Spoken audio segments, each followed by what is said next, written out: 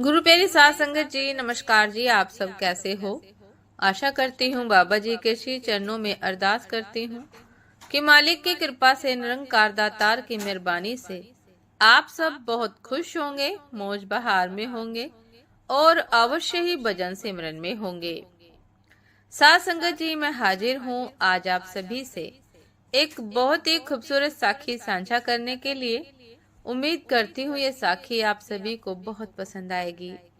तो साथ संगत जी, चलिए आइए समय ना गवाते हुए साखी को आप सभी से साझा करते हैं जी। साथ संगत जी, एक सेठ ने अन्न छत्र खोल रखा था। उसमें दान की भावना तो कम थी, पर समाज उन्हें दानवीर समझकर उनकी प्रशंसा करे, यह भावना मुख्य थी। उनके प्रशंसक भी कम नहीं थे। थोक का व्यापार था उनका।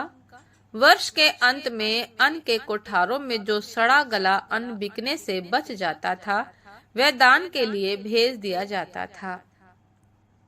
प्राय सड़ी जवार की रोटी ही सेठ के अन्न सत्र में भूखों को प्राप्त होती थी। सेठ के पुत्र का विवाह हुआ। पुत्र वधू घर आई। वह बड़ी सुशील, धर्मज्ञ और विचारशील थी। उसे जब पता चला कि उसके ससुर द्वारा खोले गए अन्न सत्र में सड़ी जवार की रोटी दी जाती है, तो उसे बड़ा दुख हुआ।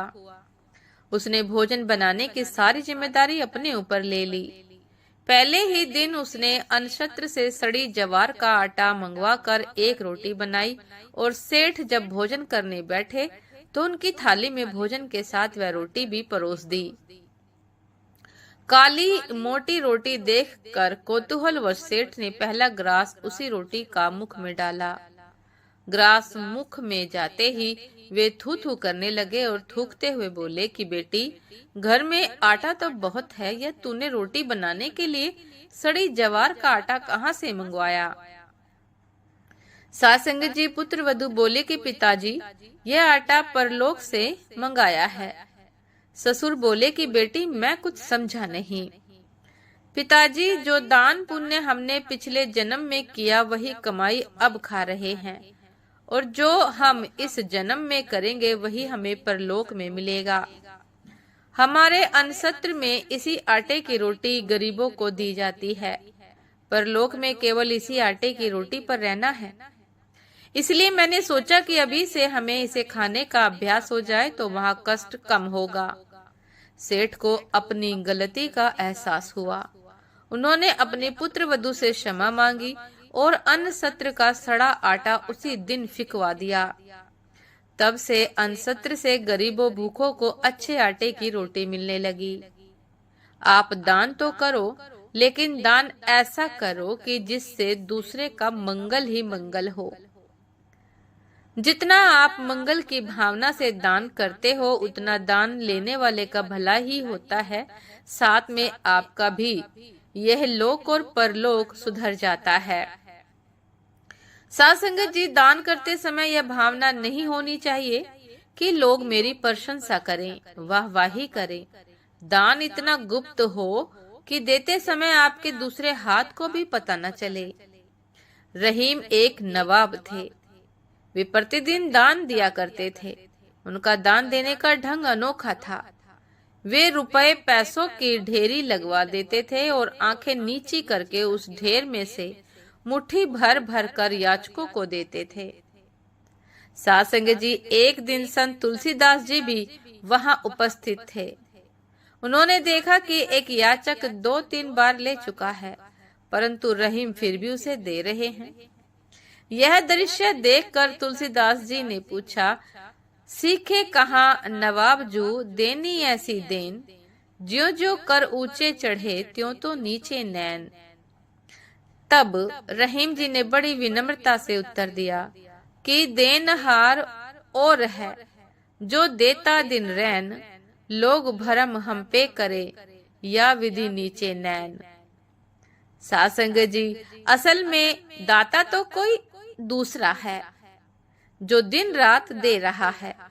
हम पर व्यर्थ ही और हम व्यर्थ ही भ्रम होता है कि हम दाता हैं, इसलिए आंखें झुक जाती हैं। दाता तो कोई और ही है, और हम व्यर्थ ही भ्रम में भ्रमित रहते हैं। कितनी ऊंची दृष्टि है, कितना पवित्र दान है।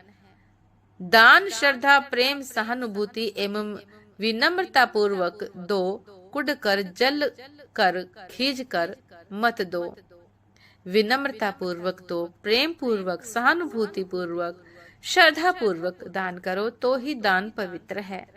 यदि कुढ़ कर जल कर खींच कर दान दोगे तो वह दान पात्र लगेगा ही नहीं, वह दान दान ही नहीं है। साथ संगत जी, ये थी आज की एक बहुत ही खूबसूरत साखी कि पवित्र दान की व्याख्या यही है कि हम खुश होकर अच्छे मन से दान देते हैं। हमारी दृष्टि ऊंची रहती है।